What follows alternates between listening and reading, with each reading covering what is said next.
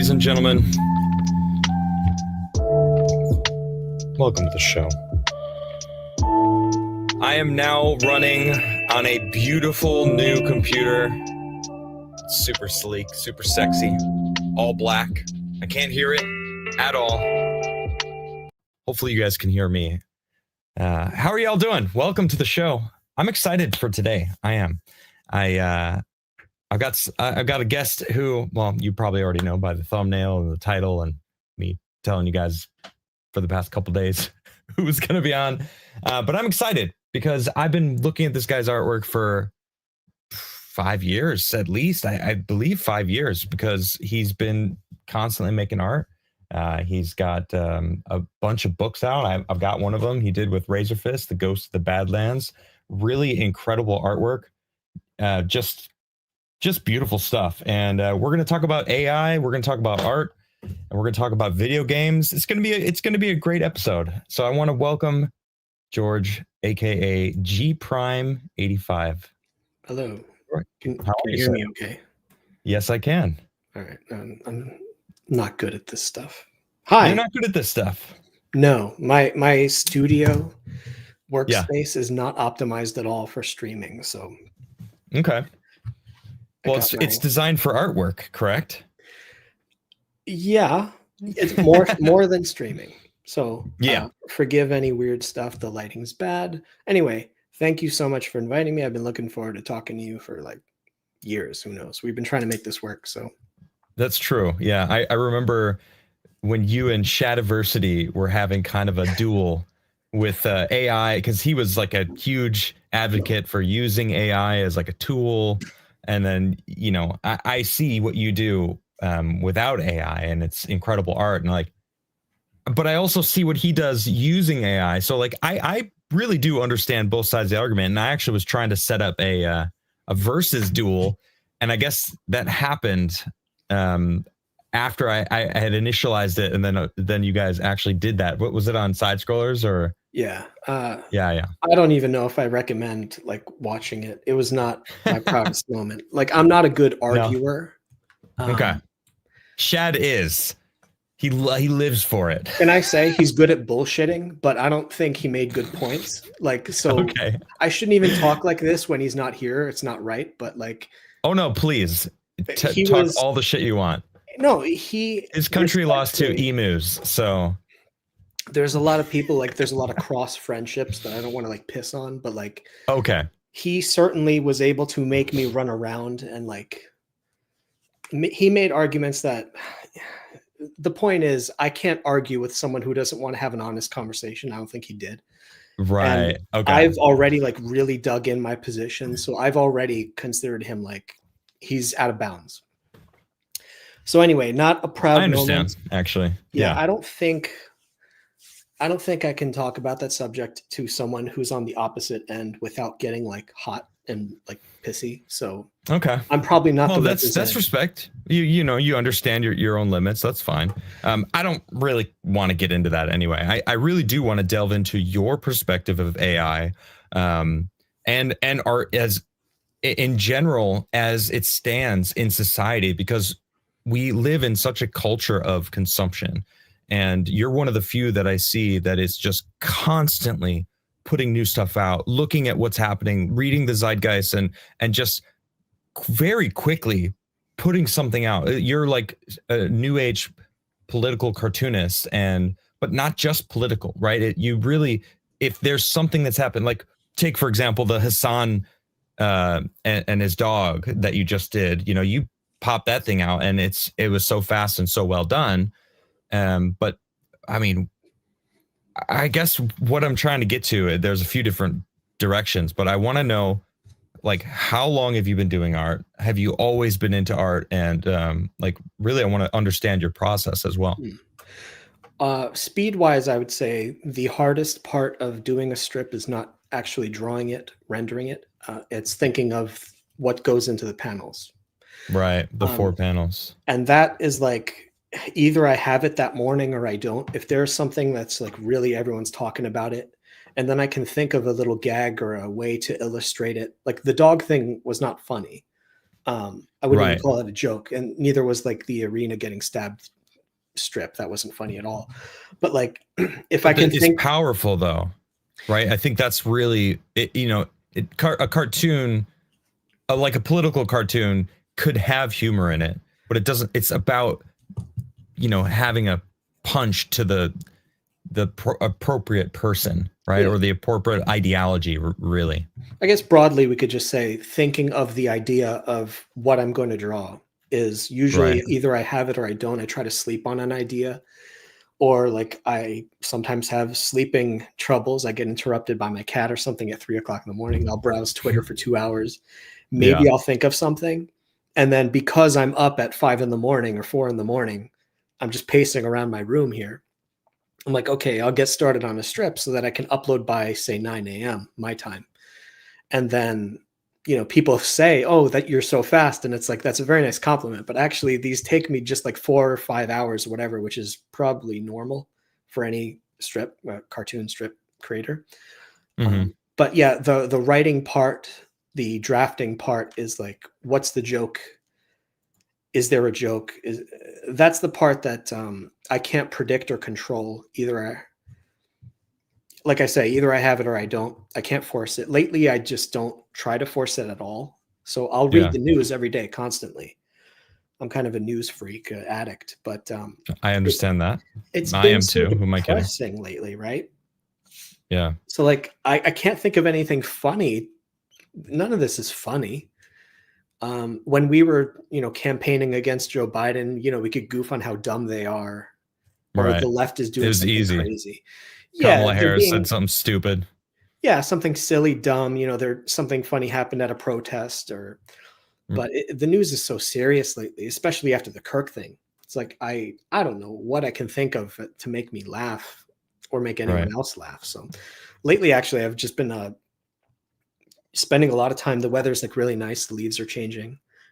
So I'll go on hikes a lot. Nice. Um, Yeah. Yeah. Smart. Try to take reference photos. I've been getting into painting, watercolor, and stuff. So I'm just trying to like train and be ready for whatever the next thing is, whenever that Yeah. happens. Yeah. Just keeping your talents fresh. Yeah, Yeah. I never really looked at your art. Like it's such a package, right?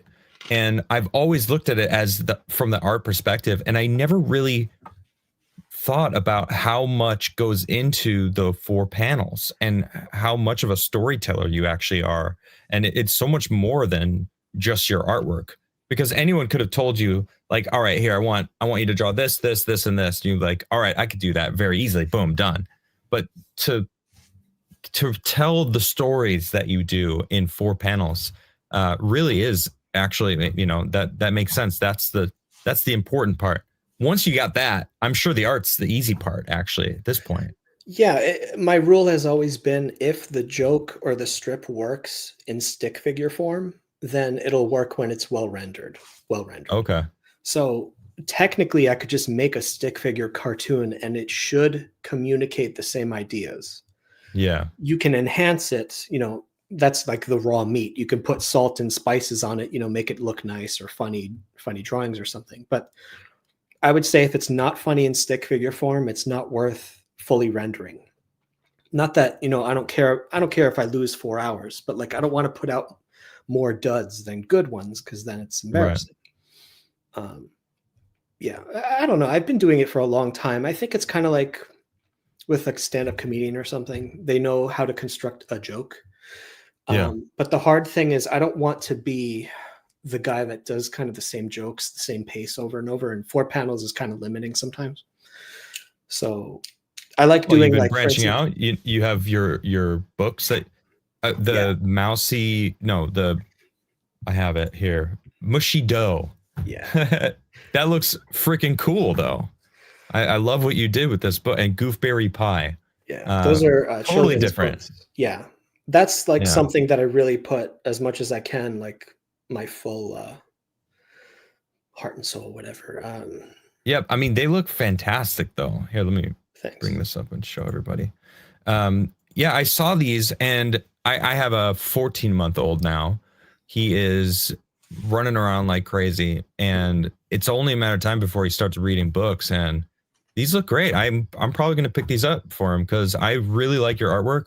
I really like your personality and like your, because I've seen you also put out your takes on X. We're both probably serial being online and reading the news and being on X and being on in the world. And then I got Ghost of the Badlands and like I also I want to ask you about this because you backed out of the project or like you guys aren't doing more. Is that correct? I don't know. I can't speak for Razor. I think Right. he's continuing the series, Okay. which is good. I really wish him all the best. And I couldn't make it work financially for myself. So it was kind I of an see. Okay. ugly, I didn't handle it. Like, I'm not good with PR stuff. I'm not like a marketing, I'm just a guy at his desk. Okay.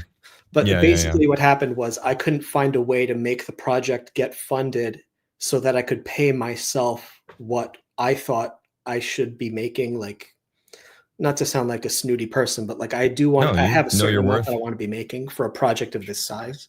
Sure. And the next book would have been like probably twice the length and a lot of work, but it would have been really cool. It's Yeah. just I would have been down for like a year and a half, and I Oh would have been wow. making like no money from any other Yeah. source. So anyway, long story short, I couldn't figure out a way to make it work for me selfishly. So No, that's basically, fine. I handed it off to him. I mean, it is his project; he could do whatever he wants with it. Sure. Yeah. So I hope he Well, I gotta continues to. say, Yeah, it is freaking awesome. The thanks. art of this book is phenomenal, and I highly suggest it. If people, I mean, I'm assuming everyone here knows who Razorfist is. Yeah, it was a So really cool project. how I do long want did to it do take more you graphic to do novel. the first book? I'm sorry. How How, long? how long did it take you to do this first book? We got funded last 2 years ago, a year and a half ago, April to July to next 9-10 months to draw, it took longer than I would have liked. Yeah. I try to do a page a day, but my rate was like maybe a page every 3 days or something because I had to pencil, ink, and color. There's two different editions. There's a color and a black and white edition. Oh, okay. I have the black and white edition. Okay. Yeah, they're almost like two different books. I had to treat each one like a different project almost. Oh, wow. Yeah, I believe it. But it looked really good. Shading's all different. Mm. Yeah, Wow. the rules with manga and Mm-hmm. coloring are like with ink, you have to plan the page completely different. But it Makes was a good sense. challenge. It's too bad with indie comics. Like I've complained about this a lot. Like with printing, if you have a small quantity, and I'm talking like a few thousand, that's considered small for indie or Yeah. comics in general. Your profit margin is so small to begin with because the printer takes a huge cut. The only way to Right. lower the percentage is if you sell like tens of thousands or hundreds of thousands of books. To say nothing of fulfillment, which is like a nightmare if you're doing Yeah, I it by bet. yourself, which is what we did. But anyway, I just could not figure out a way to make it work. I think for a solo creator, it's more possible. You keep all the profits yourself. Yeah. So yeah, you get more of a slice of pie for yourself.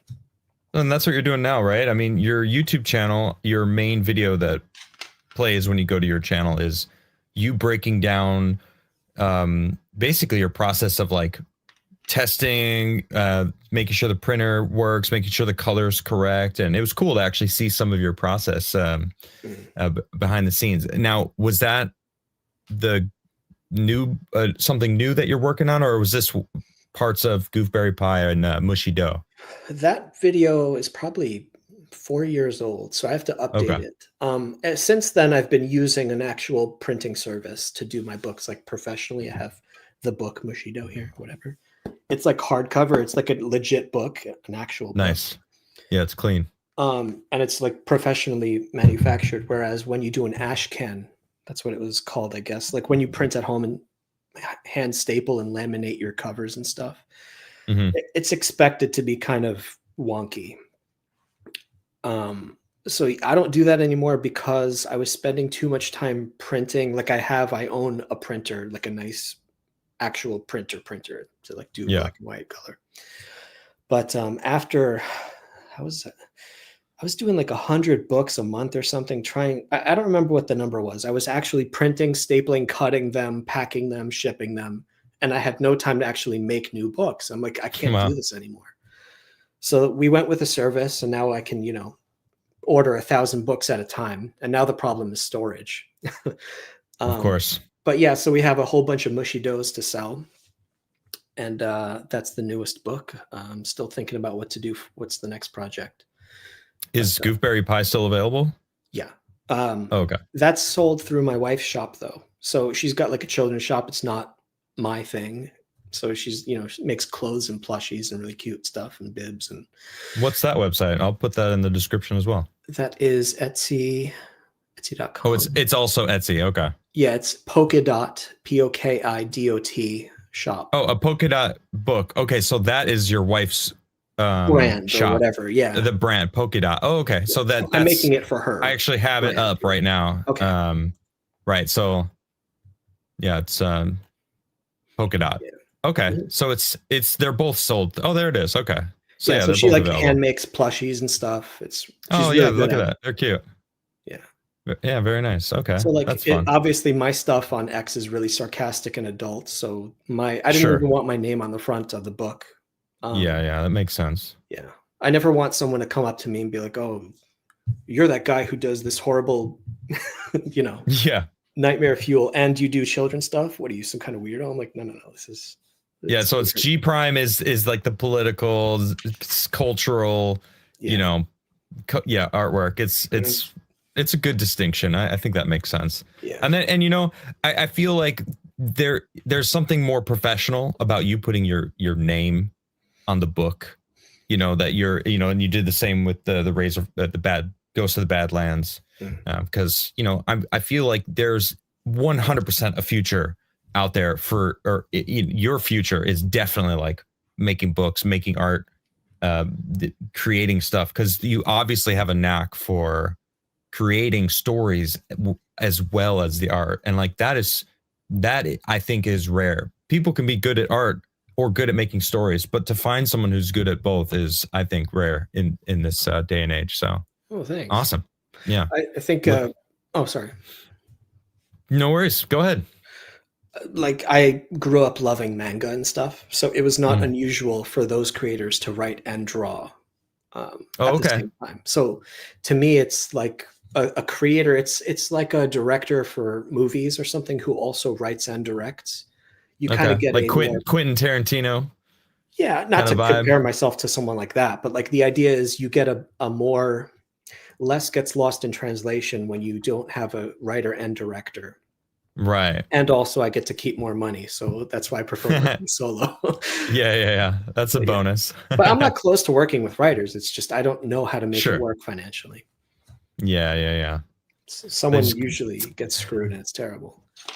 Someone just dropped a tenner, and it's a question for you. So this is from Kai. George, thoughts on people using AI as personal assistant in content creation and not generating stolen art? Learning Blender and was thinking about using AI to speed up the creation process. That's a great question, and it's a good segue into talking about AI. So I'll let you just take a stab at that. All right. So in gaming terms, we're both gamers. So Correct. What I would say is it's the difference between, let's say we're playing an RPG and I want to get from level 1 to level 60. I could grind all the battles and get all that XP and the levels and learn all the mechanics as I'm slowly, laboriously getting to level 60.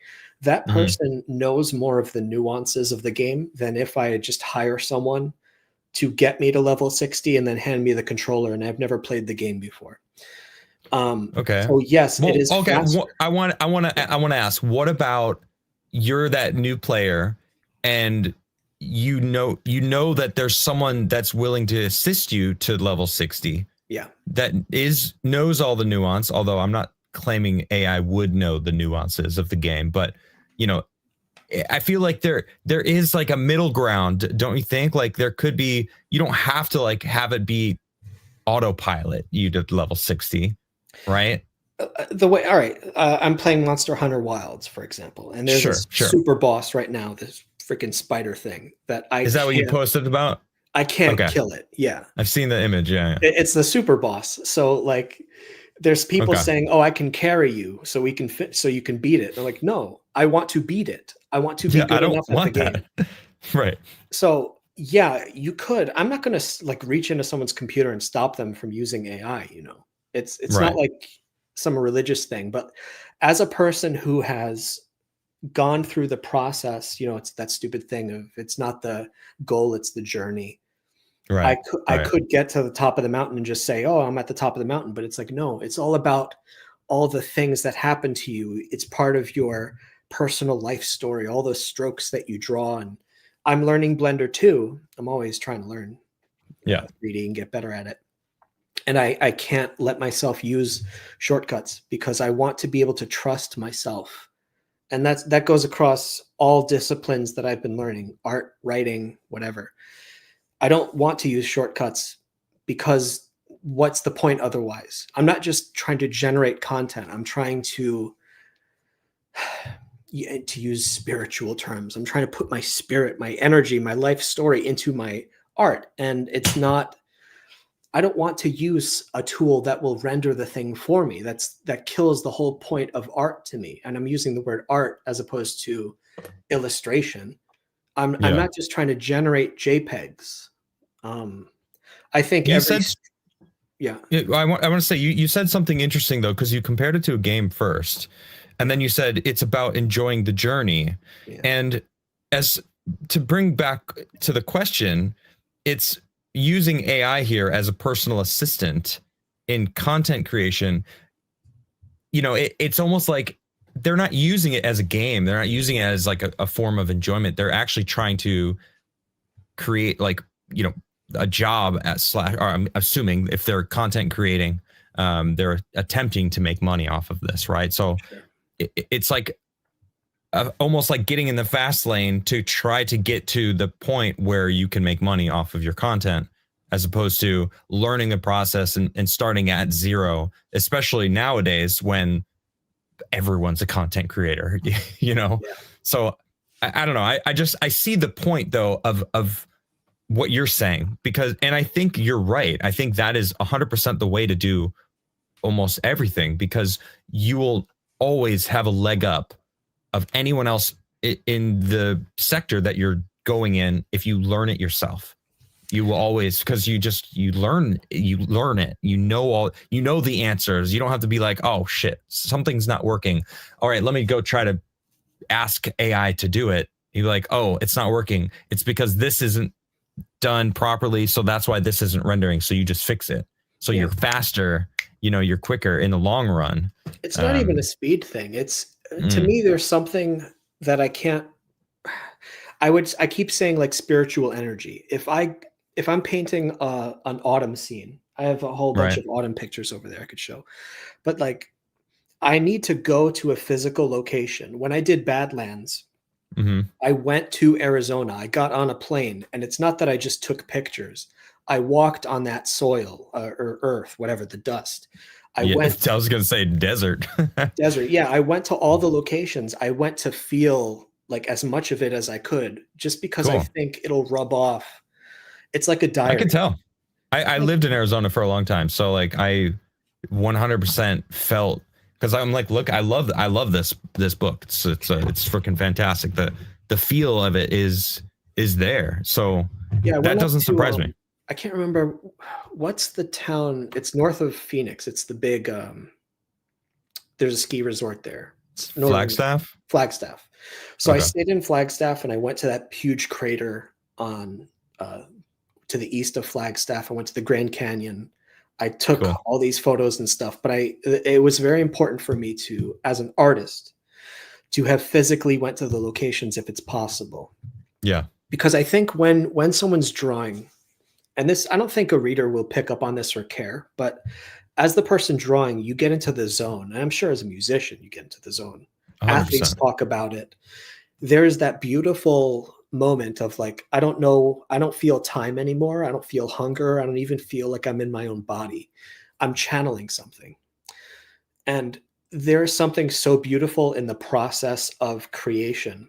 Like I like jazz a lot. I love the improvisation, but you can't improvise unless you master the instrument first. I like when an artist, or I like the feeling of I'm just drawing and it's just from memory now. I'm not using reference. If I'm doing a desert or an autumn scene, I'm pulling from my memory, and there's this soup, this subconscious soup that I don't even know what's in there. But sometimes weird dreams will come out and images that I didn't even know were there. It's like my subconscious is talking. And sometimes when people will free associate, right, or something like just typing, and Yeah. words will come out that it's like those aren't my thoughts. Something else was coming out, like magic or something. And sometimes I'll just be moving my brush and an image will start to form, like a Rorschach test. And this Cool. is stupid. It sounds dumb to say this out loud, but like I was not planning an image, but an image is now emerging because I'll put like water all over a watercolor paper, and then I'll put a couple of dabs of like color. And it's like, oh, okay, I'm starting to see an image form. Okay, I see a tree, I see a blah blah. And now I start making the image happen. I wasn't planning to make that image happen. But I like when unplanned magic happens.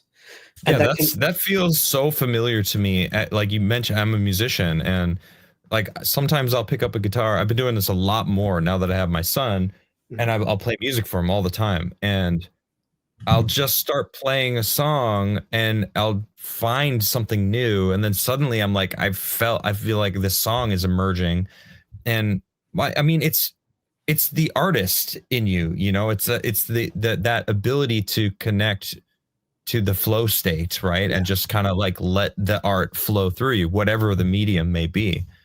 I think what I'm recognizing is even with music, this is happening too. In fact, let me read Lord of the Rings chat from earlier for $2. He says, so stoked for this convo. I feel like us musicians are largely overlooked in the AI topic. Could I use AI to make music instead of doing it myself? Sure, but it would be fake, gay, and inadequate. Funny, but also I wanted to bring that up because AI music is also happening as well. It's like it's kind of they're going hand in hand. Like, and I have an issue with it. I almost probably the same reason you have an issue with AI. It dilutes the pool of um, products created, or of art. Like people then get, I don't know, desaturated to it, and they don't really understand, because I feel like the layman out there isn't going to really understand. Like we were seeing people getting fooled by those Sora videos, yeah, that are so blatantly not real. Yeah. And they're like, oh my gosh, look at this. And it's like, that's so not even good AI. And it's only going to get better. So it's like it's like a little bit of pride, a little bit of like, I don't know. It's like, it is annoying. So I definitely understand. I would compare it to like if one of the things that we could say, what is art? One of the Yeah. things it is communication. It could be as Okay. simple as a caveman drawing animals on a cave wall from 10,000 years ago or whatever in France. Very Or more. interesting, right? Or a novel written by someone who died 100 years ago. But I can read their words, or I can listen to their music, or I can stand in front of a painting like a Van Gogh painting or something. It's in front of me, it's a few feet in front of me, I'm at the museum. I am standing in the exact place Van Gogh would have been standing, and I can like feel him. You know what I mean? Like, Yeah. again, his energy. I'm thinking, what is he thinking as he's making this? One of my favorite painters, sorry, I'm chewing gum, John Singer Sargent. I go crazy for his stuff. I saw one of his paintings at a museum and I just stared at it for like a half hour, stood where he would have stood. I'm like, this guy is the man. He's the greatest. And there is something like a record. Art, among many things that art is. God, he's so incredible. But art is like a record of I was here. A man, if you can stand or in front of a canvas that a guy painted, or read a book that someone spent many months or years writing, you're keeping them alive. You're communicating with them through space and time. It's amazing. It's beautiful. It's so human because we're Yeah. mortal and we want to leave these records of our lifetime. And if it filters through a machine, and it's not the same as digital art. Some people try to compare it to like, oh, well, oh, you use Photoshop, you're basically using AI. Not even comparable. Anyone who uses Photoshop knows it's not the same thing. Right. But I'm making these strokes on paper or on my screen. You're making your musical notes, which are even more transient, and therefore I would say they're more valuable. If you're in the room with a musician and they're playing for you, that's like magic being cast in front of you. It's amazing. But if art is communication, I want to get to know the author. All right, I'm listening to the audio book of Charles Schultz's biography right now. And I'm a crazy Okay. Schultz fan, love Charlie Brown. And I know so much about his life, and I want to go to look at his art in person, like his actual strips. I want to have them in front of me and pretend that I'm holding the pen. And it's like, I'm so close to him. Connection to Right. him. He Yeah. lived, he was a real person, and his work, the marks he made on this physical page are right in front of me. And it's like I can get to know him so much more deeply because he's like the first guy I wanted to emulate since I was like 4 years old or something. Cool. But like to be able to communicate with someone through time like that is so special. And when you use AI, I think, to generate an image, it's not the same thing as if I would say this even like if someone who isn't good at drawing made crap marks on a piece of paper, but it was still Yeah. fun to read, like One Punch Man was illustrated by a writer who was not good at drawing. His name is One, his pen name. His art is actually really interesting to look at. And then, some super pro artist drew on top of that and it like became a different thing, One Punch Man. But then he did other series where he drew it kind of poorly, the writer. And I would say a poorly drawn comic is more valuable than an expertly rendered AI assisted comic. There's too much content, so it's going to be like oversaturated. There's too much junk. And B, there's no Sure. spiritual value. It's like eating food that fills your stomach but has no nutrients. And I Right. think Right. Great way and of putting it. art is so special, and Yeah. it's not respected in my opinion, like the right. Not anymore. I think it was Yeah, for a long hundreds of time. years ago or whatever. And Right. it still is. They value old stuff, but they Right. don't they seem to think like the kind of stuff we make is a banana taped to a wall, and that's just disrespect. So I get Well, I think pissy. there is a resurgence though. I mean, there's that 22-year-old who's doing marble restorations on like the old churches and stuff. Like his marble work is like incredible. And it's like that to By do that hand? at 22, yeah, by hand, right? He's literally just he chisels it all away, and it's like that's pretty cool to see. I think the term authenticity is the new currency has been floating around a lot in the past like half decade, and I think a lot of people's bubble burst in 2020. Not enough, mind you, but I do think it feels like more and more people are waking up to that. It's like they've been eating that food that has no nutrients. It's like in Pirates of the Caribbean where they kept eating, but like they slowly realized they were cursed. And then it's like, oh man, well, what is it? It's, well, because you're just consuming nothing. You're not consuming anything of value. And that's why those old arts are so like, you look at that and you're like, wow. And then It's so Just Oil different. throws Yeah. shit all over it. Like I used to love going to the Metropolitan Museum of Art in New York over here. Yeah, I've been. Man, to see that stuff in person is so different than on a screen. It's true. It's so And it's how such an big some of them investment. are. Some of them are like Yeah. 4 rooms long. Like how the hell did they paint this thing? It's crazy. It's really cool to put on like really good music like Skyrim or something or Oblivion and Yeah. stand in front of a huge landscape and just drink it, Yeah. It's so cool. And I that's why I've been wanting to get into more physical art lately. Like there's something really special. I don't know. But yeah, I think I hope that there's more of a appreciation for art on the right, and that we get over this thing of like the left has the monopoly on art. That like that's not true. I It agree. doesn't have It's to not be true. true. And I think a lot of the guys that are supporting AI are reacting to how many leftoid artists there are, and they're hard to get to work for you and stuff. And Mm. artists are pretty pissy people to begin with, and they're hard to work with, which is true. And stubborn. And stubborn, yeah. But Well, it's not. every artist has their own version of what they want, what they see, right? Because they're an artist, so that just inherently happens with artists. So like, Yeah. you can't give an artist a project; they're gonna put their own spin on it. You almost can't help it, you know? I mean, it's not like a prompt, an AI prompt, where it's like you have to draw exactly what I'm telling you, and this is I want Exactly. an artist. A good relationship with a writer and artist, it's rare, but good chemistry is like the writer will hand it off to the artist that they trust, and the Yeah. artist will bring, like H.R. Giger worked on the original Dune. They tried to make there's an amazing documentary called Jodorowsky's Dune that I really highly recommend. Cool.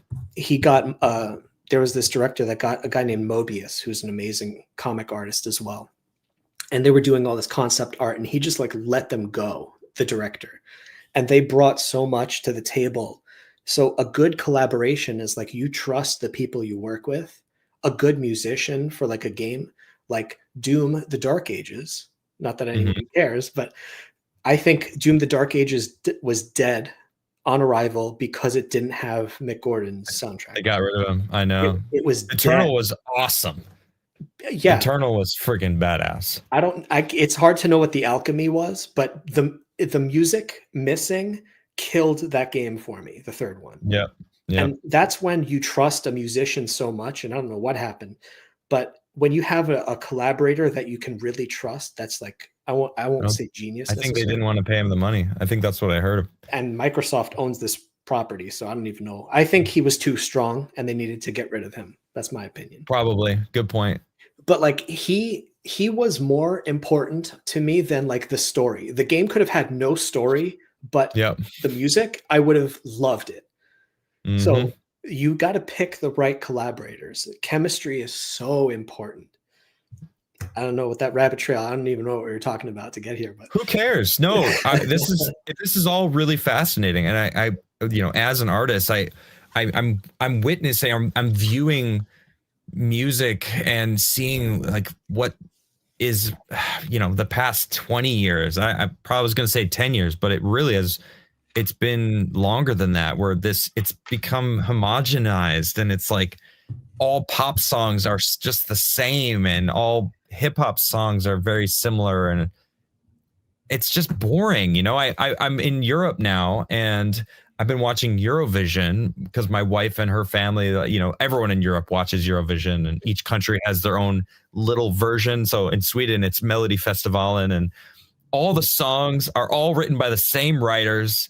There's like 4 different writers that write all the different songs in Sweden. And then like in Europe, when you see the winner from like Spain, and it's the same freaking writer from the one in Sweden. And I'm like, it's an algorithm. They're not, you know, it's like, it's almost as bad as just using AI to me, you know, just using I forget the, you know, 5, 4, 6, you know, whatever the tempo every pop song has that Ed Sheeran basically just played in court.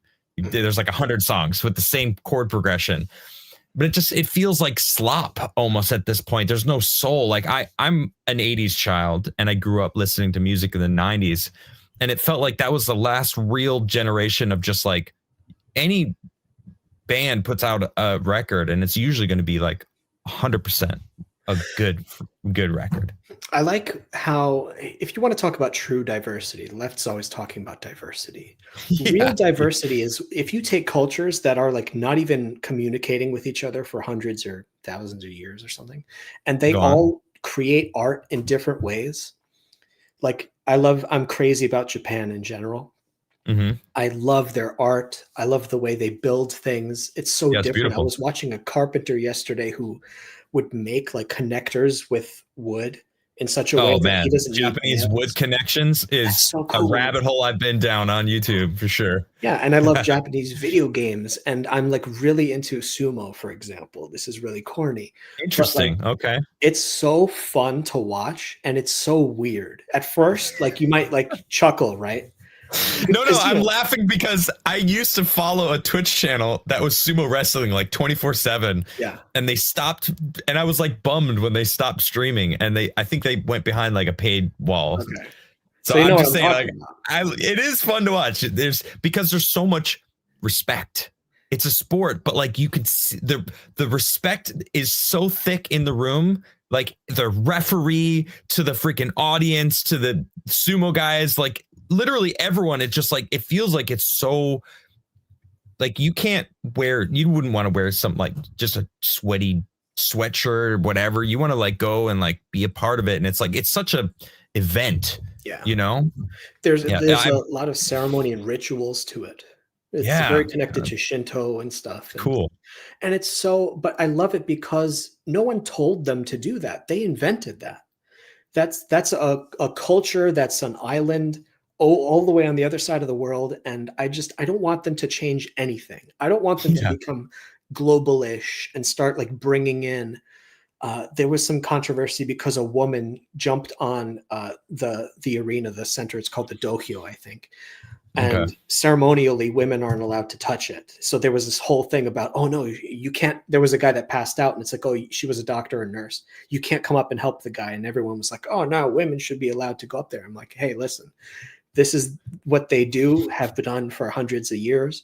Let Yeah. them have it. It's Mhm. weird, it's different, but that's beautiful.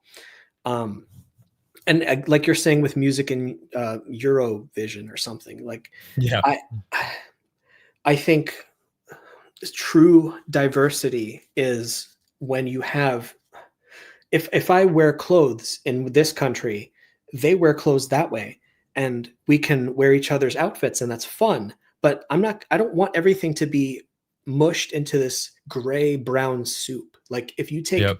all the paints on a palette and start blending them together, you don't end up with a rich rainbow. You end up with brown soup and a gray crap. And it's Yep.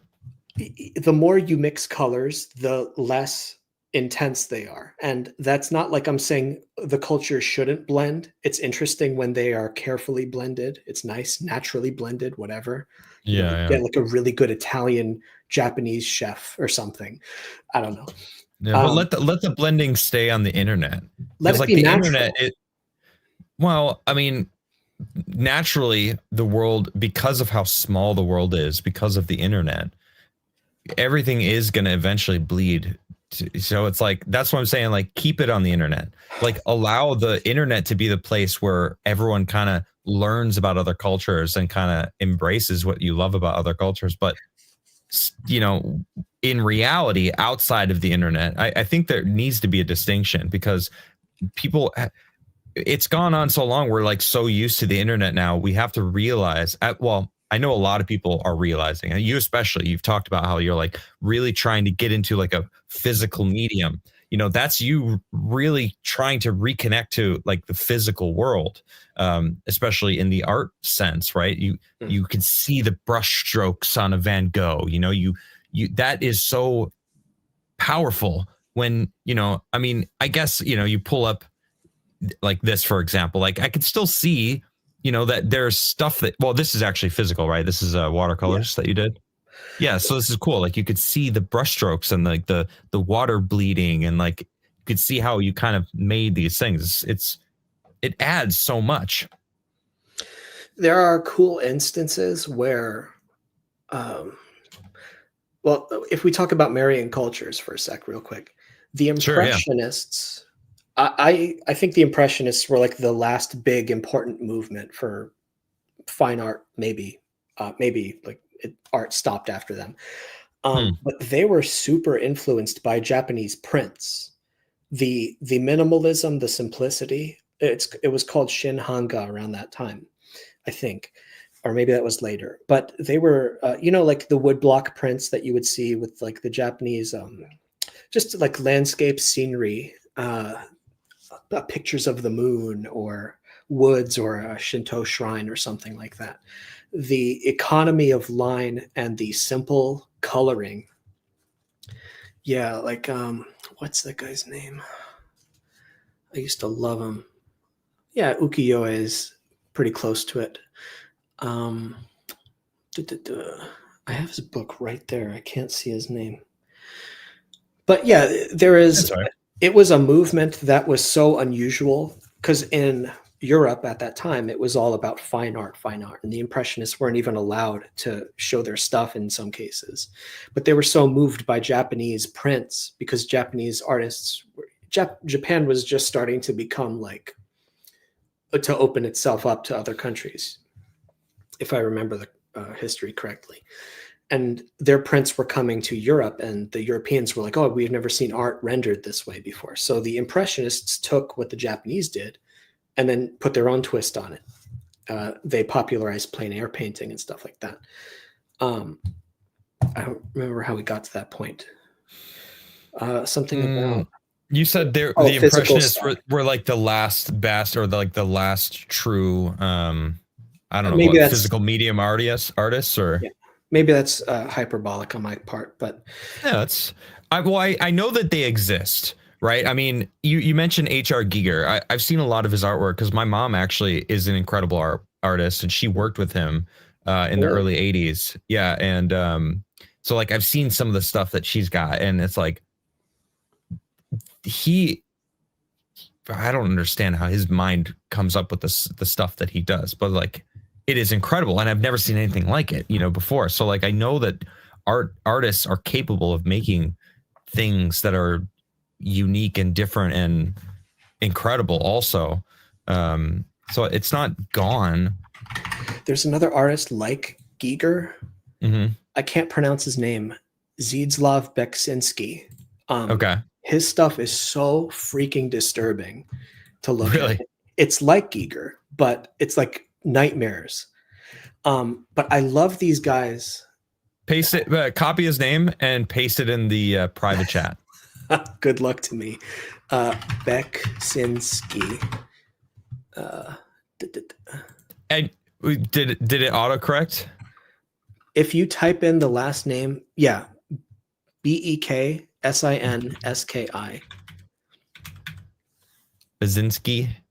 Beksinski. Beksinski. Yeah. Oh wow, this looks like that game that came out. Scorn. Yeah, that game. Did he do the art for that, or is it based on this guy's artwork? I think it's based on. I don't think it's involved with him. But his stuff is like Giger on steroids. He is a monster, and it's like reaching into someone's subconscious and like pulling out images of hell. Jeez, look at this. It's horrible to look at. Freaky. What? Hold on. Yeah. Look at that. It's like if you could imagine like the scariest Goya painting or something of what hell looks like. Yeah. So that guy is a grand master of horrific art. But anyway, I admire, even though I'm scared of their stuff, I admire when someone can reach into their own subconscious and pull these kinds of weird images out that I didn't even know it was in there. I learn about them. I learn about me as a human. I learn about us as humanity. And it's so valuable and interesting. That's what art can be. That's why I value when we reach into our subconscious. And that's to go back to the AI thing, not to keep belaboring the point. No. I love this. It all is a part of the conversation. The part about AI is we're moving away from our humanity. We're moving away from that part that really defines what we are versus like just another animal out there. Like, it's that connection to the flow state. It's if a good artist, like the best artists out there, are able to allow people who are unable of reaching that flow state feel the energy of it. They're like, oh wow, I could feel the energy. Like listening to Stevie Ray Vaughan just rip into a solo and lose himself Yeah. you suddenly are like lost with him, you know, and or like Prince or like any of these great musicians, Jimi Hendrix, I mean, a lot of guitar players, but I'm a guitar player, so Mhm. that's who I think of, you know. Well, And same with art. You mentioned Van Gogh. It's the same thing. Same thing. in music, there's that term harmonic resonance. Is that Mm, accurate? If you put a tuning fork next to you hit it and next to hmm. that string, it will vibrate through the air and make the string vibrate. Yep. Art is not dissimilar, I would imagine. If I make a Mm, story, a horror story or something, or comic, that my subconscious uses the medium, say art, painting, whatever, yeah. through that medium, the vibration hits another person who's like able to attune themselves to it. And now we're both vibrating on the same level, wavelength, whatever. I'm sounding a little hippy dippy, whatever. No, But no, no. You know, you make me think of Tesla, right? I love Tesla. I did a deep dive on him a long time ago, but mhm. his famous quote, you know, if you want to understand the universe, you have to think of it as in vibration. Wait, what is it? Hold on. It's Yeah, going to no, bug me. Please continue. Go ahead. no, I know exactly what you're talking about. But yeah, it's prophetic, and I think he was, in spiritual terms, I think like he had something on his shoulder whispering in his ear or Hmm. something. Like he's If you want to find the secrets of the universe, think in terms of energy, frequency, and vibration. And I think what you were talking about, you know, the AI conversation versus art, non-AI art is the disconnect to this exact thing, this quote of like it loses the energy, it loses the vibration, right there. It comes from this. It's what you were saying earlier about eating food with no nutrients. It's eating artwork or consuming art without any frequency and no vibration, because we as artists put the vibration into the art that we create. Mhm. Right, your horror story that you draw out in a medium, that's going to resonate with certain humans. And I think you know, so Shad's argument was AI is used as a tool like a brush.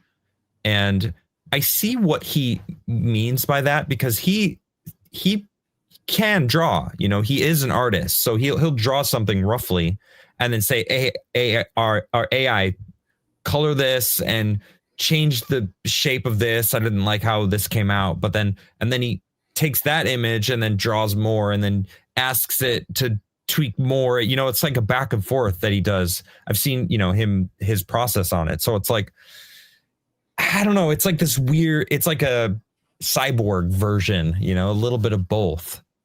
So Yeah, I know what you're talking feels about. I've cheating. seen it too.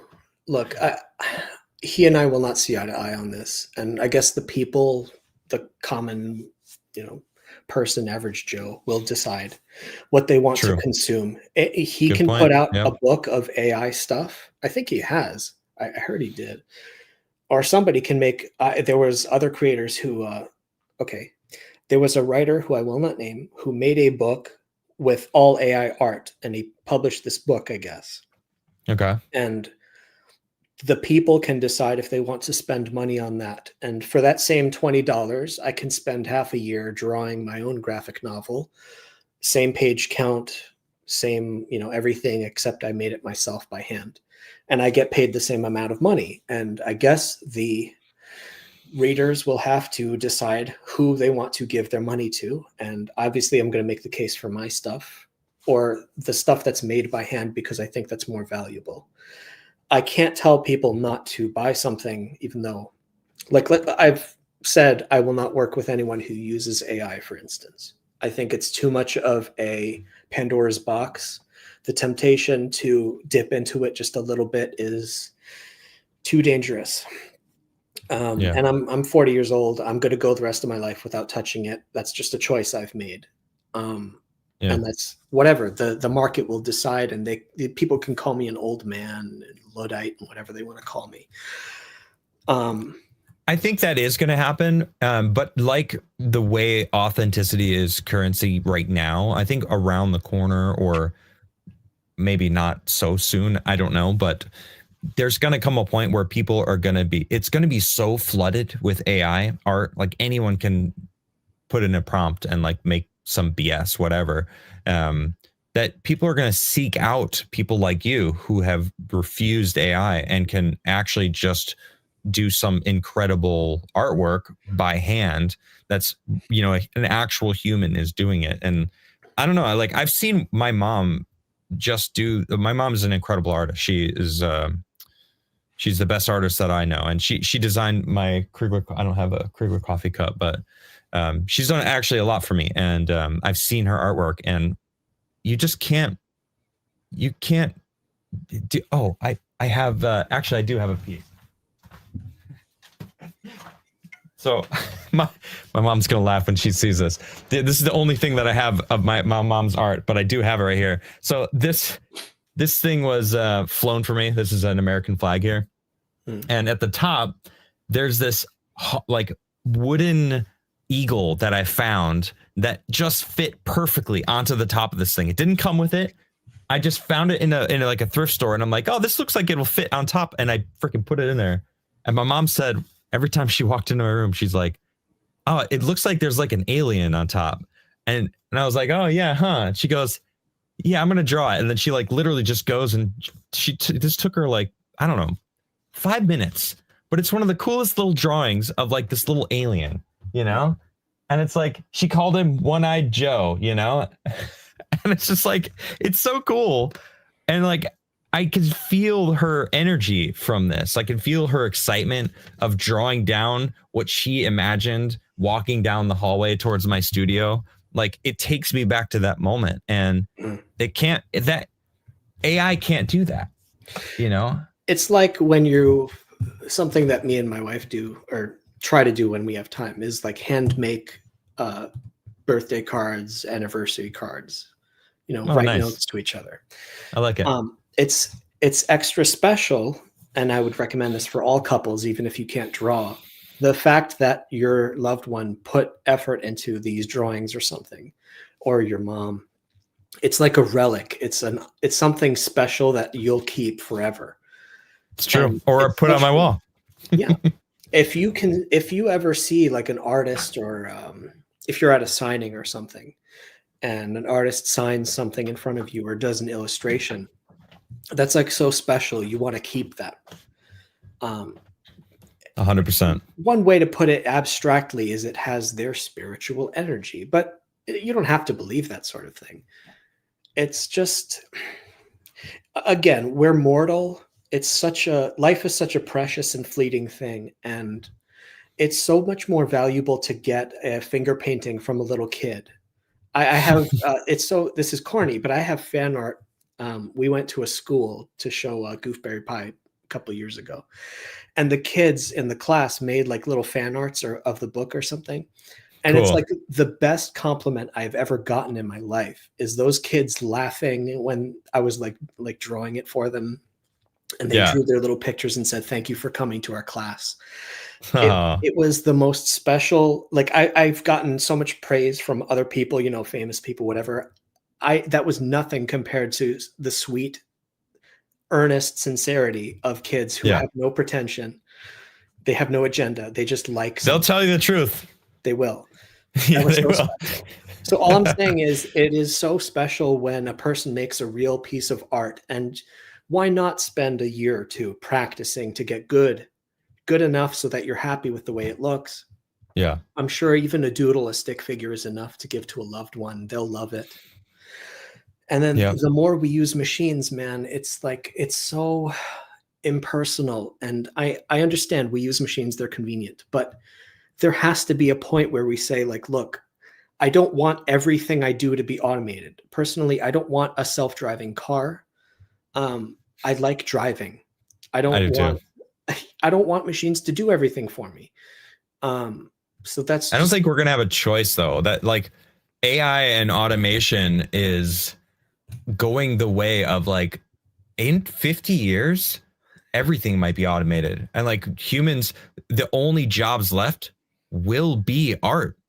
Will be the creators that are able to make something outside of that AI can't replicate. It could try, right? An AI could write a song, a symphony. It could be, you can do whatever, but you can't have the same feeling of going into an opera house and feeling like a full orchestra playing a song and having, you know, some opera singers come out and like that energy. How is a computer ever going to make that? Like, Yeah. it's impossible. Like I was listening to a stupid organ, like a pipe organ of Mhm. Star Wars songs or something, like Duel Cool. of the Fates. Oh, And cool. if I was in the room, I was imagining it. It would have, you know, the pipe organ, the power going through the entire room and echoing. It's like so different than listening Yeah, to it on headphones. It's not. It's like a full body experience. I believe it. Um, all art is like that. So why not? Why only look at it through one dimension? Why not use our whole body to experience the art? I also think there's a point of like laziness. Actually, I saw Carnell's chat came in and he kind of mentions it. Carnell for 10 says, "Hail Adam and George. I think there's a vast amount of people looking for excuses to use AI as an assistant rather than reasons to learn the skills in terms of crafting out their inner expression." Exactly. I wanted to mention that. And I do think that that's totally true. Humans are really, really good at finding the easy way to the end. You know, instant gratification, especially nowadays. It's just killing so many different, I mean, almost every different aspect of human life is being destroyed by instant gratification. Well, we've got It's two really a guys. shame. Sorry, we've got two guys here who have both put years into learning an art, a skill, Mhm. and I'm sure you would testify the same thing. It Oh, was are you talking about us, you and I? Oh, okay. you and I, yeah. Okay. You with, you know, your music and maybe you draw too. I don't know. It's so rewarding Demo. to every day grind it out and practice. And not even like I made a good piece that I'm happy with. The ability, not the ability, the experience of getting in the zone is so spiritually fulfilling. And you can't experience that unless you're in the task. Like they say, you can't get into the flow state until your level of skill is high enough and the level of challenge is high enough. And there's like a line that goes between them, you know? The flow state only happens when it's difficult and you're skilled. And the more Mm, skilled and the more difficult it is, the more in the flow state you will become. So right. if someone uses shortcuts, if I dare say, they can't get their skill level high enough to get in the zone. It's just not possible. Wow. That's probably missed on all of these people. Like that, They've what you never just said experienced there it. is so important, actually. I've never heard that broken down in that way, but I think you're 100% right. So it's so true. Because how would you describe being in the flow state? Like timelessness. You have to go to the bathroom, Yeah. but you don't notice. Timelessness is a really good way of putting it. It's it feels like you're just um I don't know, almost like floating along, like witnessing yeah, like witnessing something that's happening, and like, you know, a song's being created. Well, like to me, it's like when I'm playing music, like a flow state to me is when I hear a song being, it's almost like I'm hearing it and I'm trying to, I am actually like playing the song that I'm hearing. You Yeah. know, it's like it's like I already hear the song. I'm like, oh, this is a really pretty song, and it's coming out, but I'm like, I'm not consciously creating a song. I've actually done it live, and I don't think I've ever said it to people, like, but or maybe I, you know, when I freestyle stuff, when I like, oh, I just, you know, people are like, oh, this is pretty. I'm like, oh, I just kind of, when it comes freely. Actually, that's so one of my songs is called Freely, and that's literally the chorus is when it comes freely, it's wonderful. And because it's like, yeah, Metastep saying the lyrics in chat. That's what it's about. It's actually when it comes freely, it's wonderful. It's like it's talk, because like the line is in the opening line is life sucks sometimes, but when you realize it's not so bad. So it's like it's realizing that like it can be tough, but like maybe it's even like, as you're saying, when it is tough, it's actually better. I mean, comfort is like the destroyer of creativity and growth, Yeah, right? they Like say when you get comfortable. if the task is too easy and your skill level is too high, you become bored. Exactly. Yeah. If the task is too hard and your skills not high enough, you get frustrated. So on either side of that is the flow state or Yeah. disinterest. Right. But Right. really, it's I really encourage as many people as possible to learn an art. It doesn't have to be drawing or Anything. music, acting, comedy, performing. There are so many forms of art, and it's something like play. You have to tap into your. It's something that we unlearn when we get older, I think. So Yeah. as we get older, we have to get jobs and we have to become adults and responsibilities, and that's important. But then we kind of deny ourselves this feeling of play and fun or dreamish. How do I put it? Daydreaming. Like I Yeah. go on my hike today for no reason. I'm an adult. I should be making money, blah, blah. But I'm telling myself, no, that it's really important that I go on this hike and just no music, just me in the woods and listening to the wind and just feeling the crunch underneath my shoes and really paying attention to every step I take and just being so in the moment. And there's something like an adult would say, like, oh, why would you waste your time doing that? But I'm like, no, when I was a kid, I used to daydream and go on walks or whatever. And the world was so rich. And I Hmm. don't remember why, but I think it has something to do with as our brain is like wiring itself when you're young and it's growing, Yep. you're Hmm. paying attention to things so intently, like Everything. Yeah. really paying attention. Like, why are those leaves on that tree turning orange? I'm going to stare at those leaves for no reason. And then sometimes I get like self-conscious. I'm like, I don't want someone to notice that I'm staring at a tree because I'm a grown man just walking around in the woods like a jerk.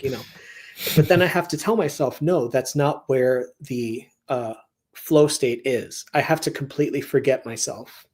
I'm not, no one can, I'm a ghost. I'm just walking around and staring and looking and experiencing. And art is a lot like that. It seems pointless, but it's the same as getting really into a book and you're really imagining what you're reading and it's coming to life because you're fully like you're transporting your consciousness into the book and you're Yeah. really connecting to it. So earlier we talked about that James Lindsay quote where he was saying, adults don't play video games or whatever. And I understand he was talking about gaming addiction or something, but on the other end of that is immersion. And Correct. and you can't I don't think we outgrow immersion. We put it on a shelf as adults and say it's childish sometimes. Yeah. But artists have to tap into that stuff. I think there's beauty and magic and spirituality in there. And there's a lot of valuable stuff in daydreaming. I think what his point of view was coming from the people who don't have any art, don't do any art, don't have any connection to art, and they just consume video games, and then it becomes an addiction. Whereas like someone like you playing a video game, you are, and me, I guess I'll put myself in this. Like I appreciate a lot of the games that I play because, well, I mean, let's be real, we play really good games. We're We have good taste. I've seen the games you play. We've got good taste in video games. So, Yes. um, Yes, we do. but we can appreciate the games because we are, well, I mean, the game companies that, like, From Software is probably one of my top favorite game companies. Yeah. I've never played Monster Hunter, but anyway, getting into the games. But I also want to add, it's also not only is it immersion, you had just said it, actually, it's allowing yourself to play. It's giving yourself the ability to like take a breather and enjoy something for the sake of enjoying it, even as an adult. I think that's important as well. Yeah, a lot of adults, especially on the right, being responsible adults, tend to think in terms of time versus what do I get out of the investment. Like, Right. if I'm going to spend an hour doing something, I want to have a return somehow. And I understand that, like, you got to mow the lawn, you got to clean the house, do the dishes, whatever, laundry, watch Yeah. the kids. And as we get older, we have more responsibilities and stuff. But if you can, it's good to read a book or go for a walk and have spiritual time if you're religious person, spend time talking to God. That's very valuable.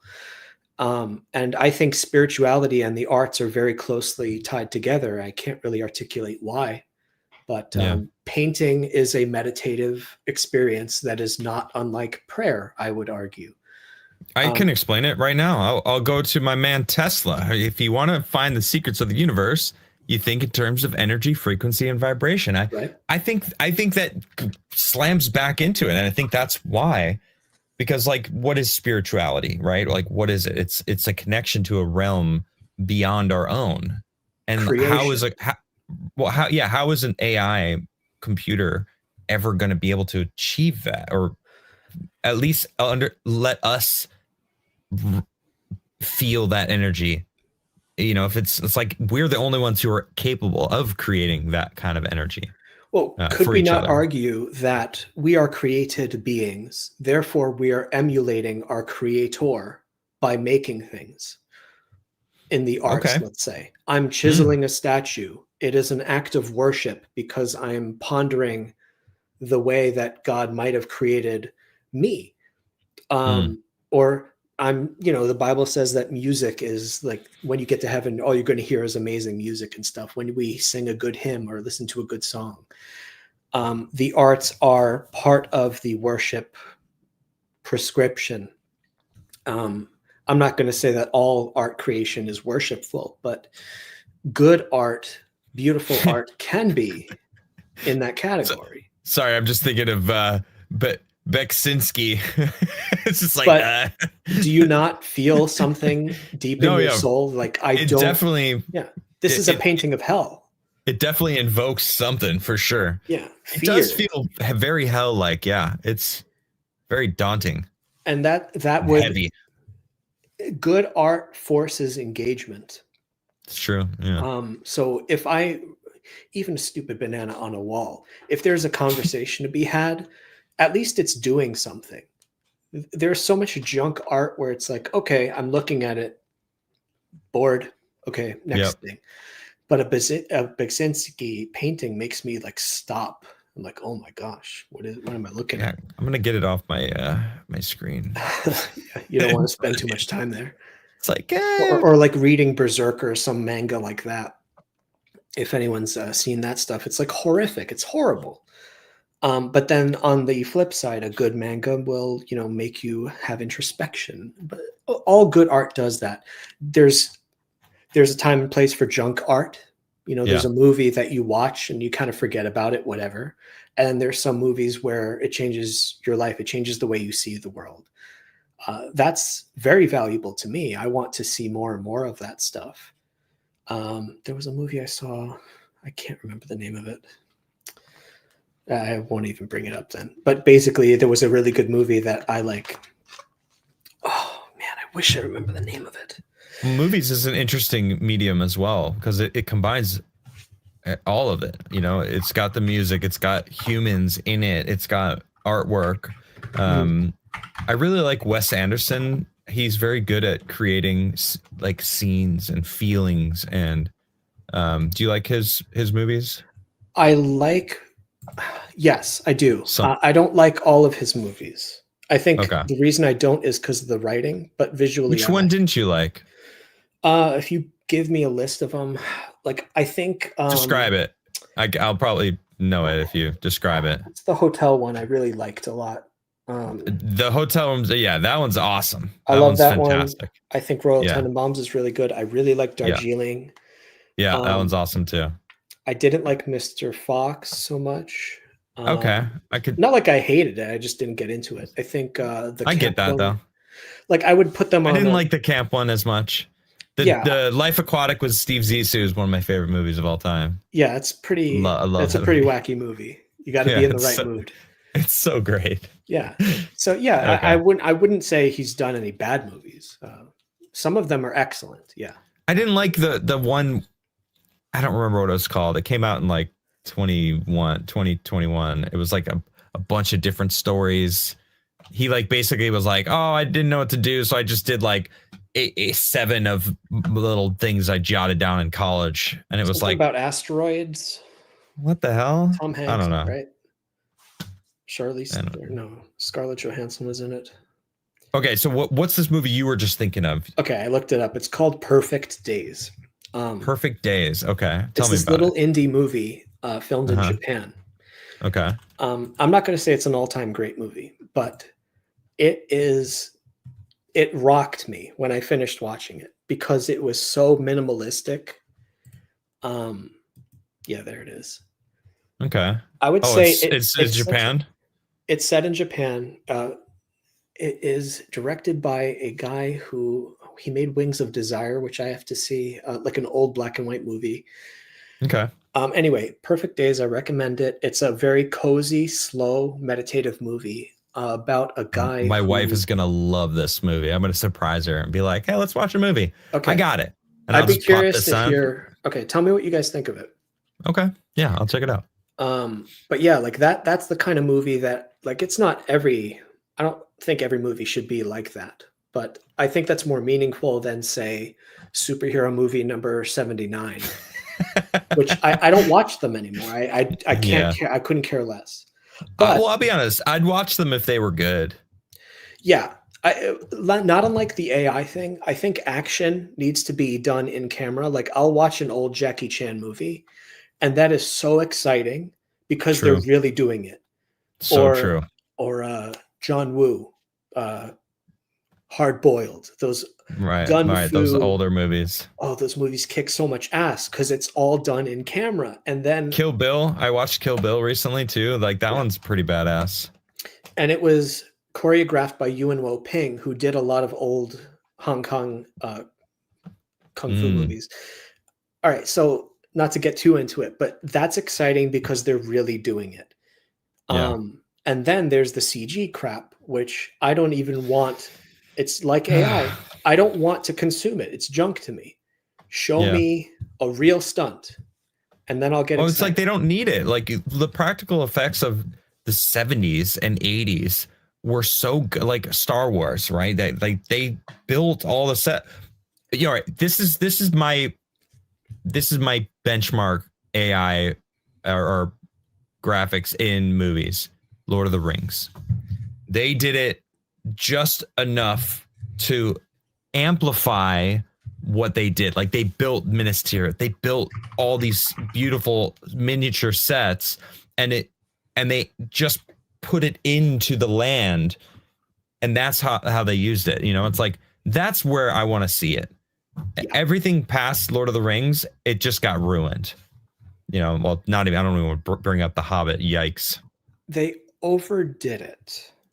In the Hobbit, oh, 100%. Or are you talking about Lord of the Rings? Okay, yeah, Lord of the Rings. Okay, CG was just becoming photorealistic around the time of Lord of the Rings, and they were still trying to Right. like make it work. So they didn't overuse it. And then by the Right. time Hobbit Exactly. came around, and that project was cursed for many reasons, including Yeah, it was it's so attached to bad. Guillermo del Toro as the director, and then it got Oh, handed off to Jackson at the last minute because del right. Toro, I think, quit. So it had script problems. It had sequelitis because they wanted to turn it into a trilogy and make more money, whatever. I think the script, Stupid. but Kurosawa, maybe my all-time favorite director, always said like the backbone of a movie is its script, and if the script is not good, you can't make a good movie even if you have the best director. Likewise, if you have a great script, even if you have a crap director, it still could be a good movie. Mm. Um, there Well, was it goes another, back to what you were saying earlier about, stick figures and yeah, or the shitty drawings with the good writing, it's all the same, it's all man. about having the good soul There are of the old art. movies where you can tell it's like wire work and there's a guy in a suit, but if it has soul, um, Mm-hmm.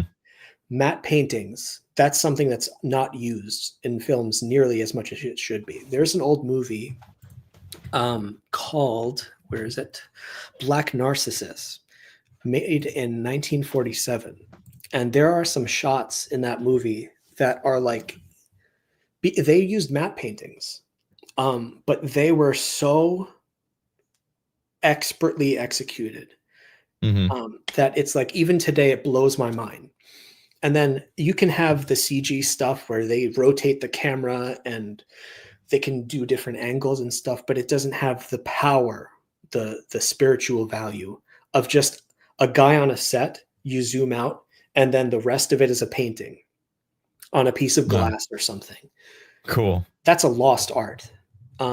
So, but I would say there's a lot. I saw a video years ago now, but it was basically like showing all the old camera effects that they used to do for like 50 years, like all these tricks. Yeah, Buster Keaton, like all these like mirrors and like perspectives, and Lord of the Rings actually used a lot of these kind of things to like make the hobbits look small, and like it's cool how much they did to it was the perfect blend of like new and old, and nothing can compare actually after that. It's all just been man, destroyed. And I will argue that AI is the next level of garbage. That when you hear about the next Shrek movie and they were saying that they want to have AI do like animation in between frames and stuff, like, look, the easier it becomes to generate movies, and like CG made it really easy, it's going to get so much crappier and less personal. And I would rather watch an indie film made by like two people. Like Clerks, I would argue, is Kevin Smith's best movie, his first movie. And it only went downhill from there because he got he got too much of a budget. A man like him needs to have no budget. And I don't know why, but that's when the magic comes out. Well, it's the script. It was all they had. If the script was shit, that movie wouldn't have been as good. But because it was such an interesting script with like different all good characters and like whatever, it's like you give them a budget, suddenly it's not about the script anymore. It's not about the story. And then, well, what's it about? You know, it's about making a sequel. Right? Briefly, yeah, I try to forget it. Sorry, I only asked because I live there. Okay. His movie, all right, Clark Place. Offense. I meant offense. Whatever. I would get out of here. In New York. Look, I lived in New York and I lived in Philly. So like Jersey I've been making fun of Jersey for like my entire life. And then I moved there to do the Timcast show. And I was like, I can't believe I'm living in fucking Jersey. I think you were probably in the dead zone where there's nothing cool. But if you went 100%. In either direction, it's nice. Oh, really? Yeah. Sure. It is nice. I spent, I could tell you off air, but like the highway between New York to Philly is just industrial hell. Nothing but gray concrete. It sucks. What are you going to say? Like Wildwood? Oh, but there's a big elephant you can go to. No. There's, I don't know so much about South Jersey, but like Northwest New Jersey, South Jersey. As you get close to like the Pennsylvania, the Appalachians, very nice. Okay. I spend time there. Yeah. Yeah. Okay. That's right. Yeah. So as you get closer to, Pennsylvania and stuff. But anyway. As you get closer to leaving New Jersey, it gets better. Well, I would say getting away from cities. And that's probably a rule that applies to most of America. No, the coast though also, which is basically one long city. I mean, it's really doesn't really end. The suburbs are kind of they just kind of stretch. Yeah. Anyway, I'm not going to defend the state. I mean, I'm curious what's going to happen. We don't have to talk about Jersey. No, I'm sorry. Yeah. But we were talking about Kevin Smith. And the reason that I think Clerks worked was because he was writing an autobiography, basically, of working at a convenience store.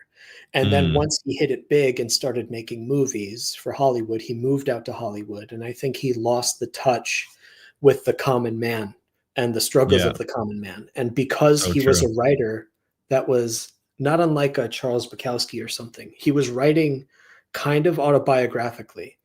And he was not able to tell stories that connected to me. At the time, I was like delivering pizza or working at a video store.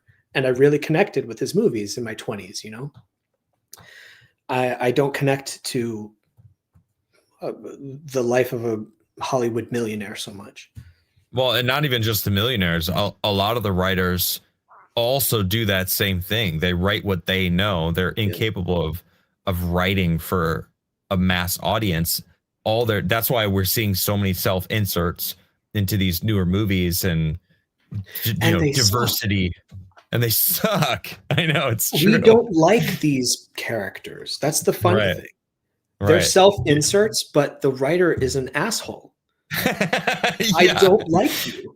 Well, not only is he an asshole, an asshole who thinks they're morally superior, and it's like, oh, that's even worse. Like, oh, you're gonna try to preach to me how to be a good person. Like, no, thanks. Dude, I've always said the best kind of hero is like the Charlie Brown who always gets kicked around, always an inch from like Die Hard. The reason everyone likes that is because he got so beat up and he still fought and won the day. We can relate to the guy that can't beat 20 terrorists. Right. It's fun to watch an average Joe win. That's why Predator was cool, because it's like the special forces, toughest men on the planet Earth, and they're got shredded. Yeah, if they are screaming like teenagers, and Freddy Krueger's coming after them, and I love that. I love when it's a badass movie. Yeah, when the enemy is so much stronger than the main character, then you cheer for them, and not like overpowered. Back in the day, everyone's talking about Captain Marvel. She has no friction. There's no story here. She's just the most powerful person. It's like, oh, it's boring. As a storyteller, that's one of the rules. You're breaking the rule. They need friction. They need challenges to overcome. If the challenge is society doesn't accept me as a woman, I can't relate to that. To me, I would laugh at that. I think that's a comedy. It's stupid to say, like, if I was in charge of writing a story like that, if I had no studio interference, I could write a pretty decent story of a Captain Marvel. I could do a good job because I know how a story works. And I'm not the only person who knows how a story is told, because there have been books written about it. I have them over there. Story by some guy's name, Robert McKee. There are rules to screenwriting and writing in general that you just don't break unless you have a very good reason. People go to movies because they want the formula. Make me feel good. The hero story. It's basic. It's tried and true. Don't deviate unless you're a genius. And they're not geniuses. The people making these creative decisions at Disney and whatever are business people. Yep. And they only know what worked in the past. And exactly, they can't make creative decisions. And that's why a lot of the ingenuity is in the indie world right now. The big challenge for all of us is how do we make this business work? I don't know, because I'm an artist. I'm not a business person. Right. So we're in this weird gutter. I don't know how to make this work. But my God, if only I could make a couple of decent books before I die, I'd be happy. I'm trying my best. I love it. I'm gonna get these. I'm gonna get both of these kids' books because I think they're send awesome. them to you. Seriously, I don't mind. You're special. Well, I appreciate that. If you I'm like not them, say no. If you like them and you tell me that you like them, that'll be an equal exchange. Cool. Yeah. Thank you. I appreciate that. Yeah. So let me know where to send them off the air and stuff. All right. I will do that. Thank you so much. I'm going to read some of these chats, and then we've gone over the hour that I got you for, but we didn't even talk about really get into video games. You're going to have to come back, and we're just going to have another conversation. This was awesome. That sounds good. Benjamin Jansen celebrating 53 months. Benjamin, wow, thank you so much. That is incredible. 53 months of support. You're a G. I feel beauty oftentimes comes in imperfection. In my opinion, AI is soulless and sterile. That's a great point. I mean, that's what he was talking about with that Japanese writer, right? I mean, it wasn't a perfect drawing, but it was rough, but the story was really good and it was unique. It actually probably creates more of its own vibe because of that, Yes. It's oftentimes it's better. Carnell for $20. Hey, Carnell, thank you so much for your support tonight. Is the only way for a person to truly maintain discernment between what is our reality versus AGI is to continuously engage with AI? And if so, aren't we on an inevitable path and the architects of our own illusionary demise? It's a good point. I think you've talked about that. We've talked about this before. What do you think about that? It's like saying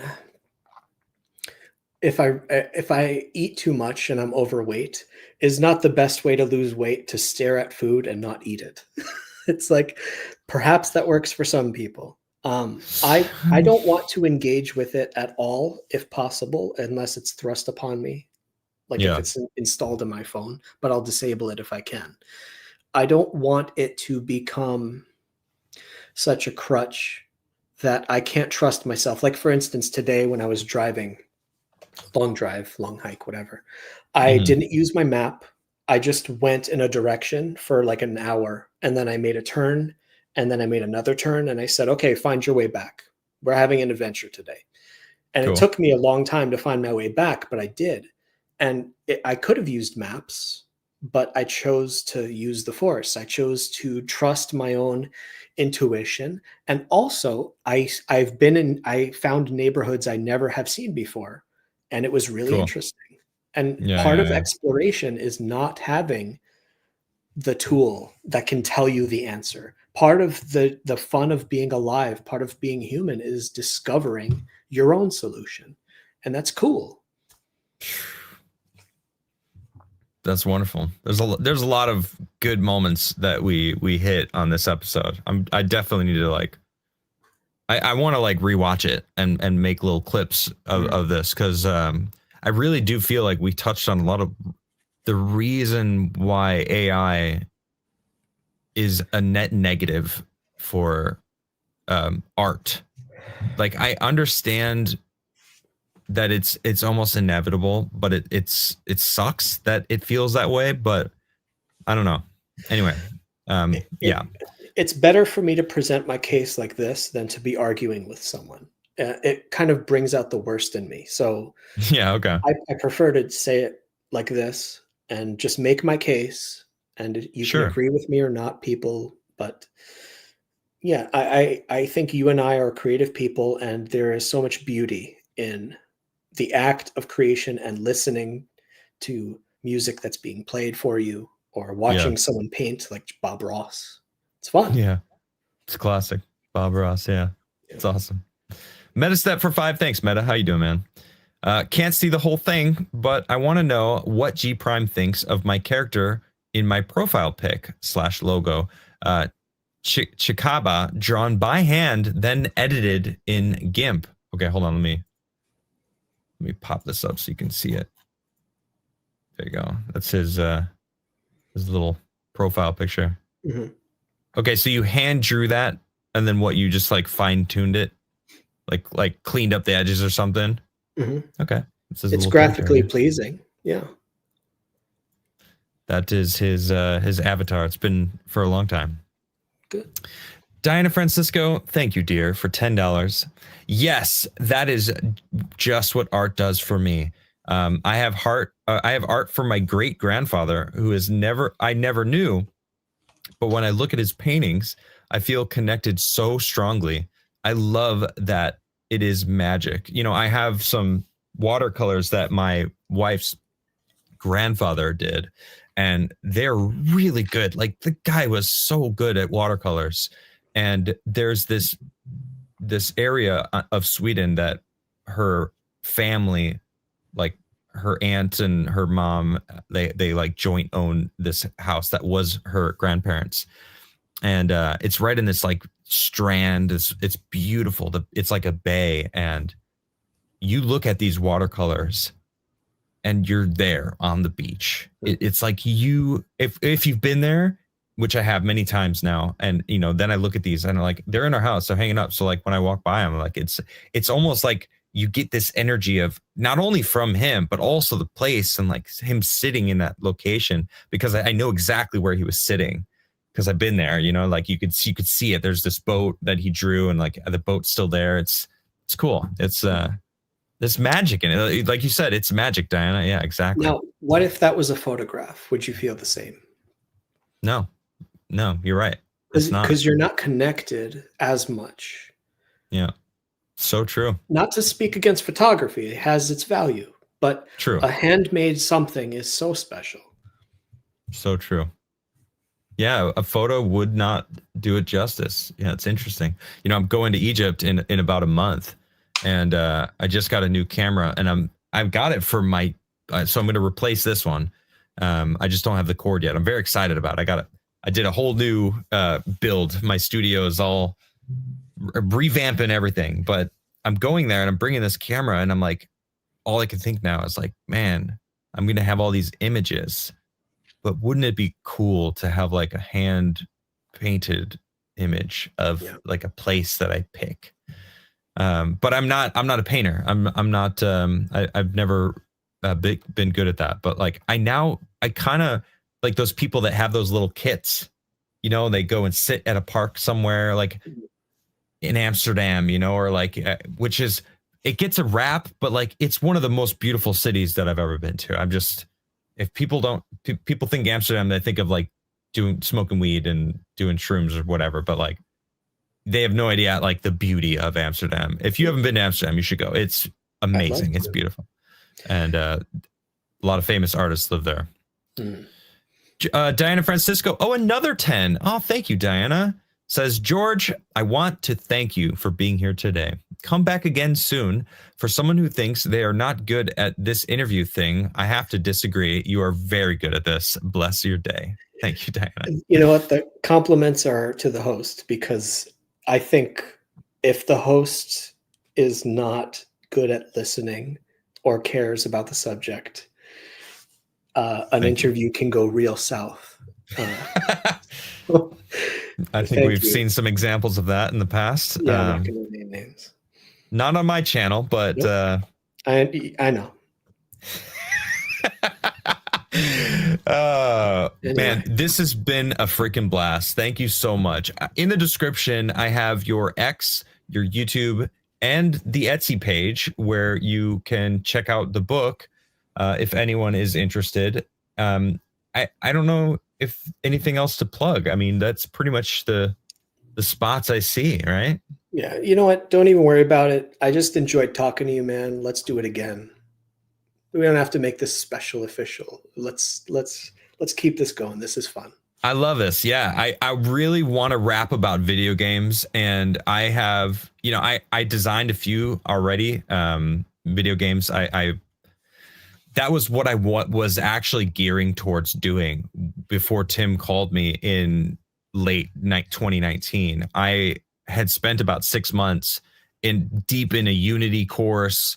I designed a few games. I built a few games. And I actually still have it all plotted out. I like did a whole storyboard of 2 different games that I was like I was really thinking about doing it. And then Tim called me and I just started podcasting, and that's been my last 5 years. But the past month, well, pretty much ever since I had a son, I'm a father now, and I'm reevaluating like what I find valuable and like where I want to put my energy. And I think I love video games. I've been a gamer my whole life, and I think that there's something to be said about really good video games versus this slop that people are getting. Right? It's like, I don't know. So I can't wait to talk to you about video games. So we're gonna have to do this again soon. For sure. Because I know if we start talking, we're just gonna go for another hour. So and it's 2:30 in the morning for me. Oh, I'm sorry. I didn't realize. No. I'm always up this late. So I don't want to another hour. I don't want to be too tired. I want to like save it, and it'll be just another fresh another fresh one. This was just fantastic. So thank you very much. My pleasure. It was great to have a conversation with you. Thank you. So, all right. Well, thank you, everybody. I appreciate that. Thanks for hanging out. Share this video. I think this was a fantastic conversation about AI versus real art. I said AI versus or art versus AI, but it's really human art versus AI, right? I mean, or it's like it's bigger than just art. I don't know. I think there's something about a human connection that is also Just like her grandfather's painting. It's not just art; it's the connection, and it was a great conversation. So. Everyone, thank you very much. I'll be back, of course, tomorrow night. We're going to be playing Red Dead Redemption 2 online with Darth Call, Quarter Black Garrett, Flawedzilla, and myself. You are more than welcome if you have Red Dead Online. I don't know if you want to play, but I don't know how, but okay. I'll bookmark that. Yeah. Okay. Well, we'll bookmark it. Yeah, that sounds good. All right, everyone. Well, thank you very much. I really appreciate you all for being here. And I'll see you guys next time. Peace.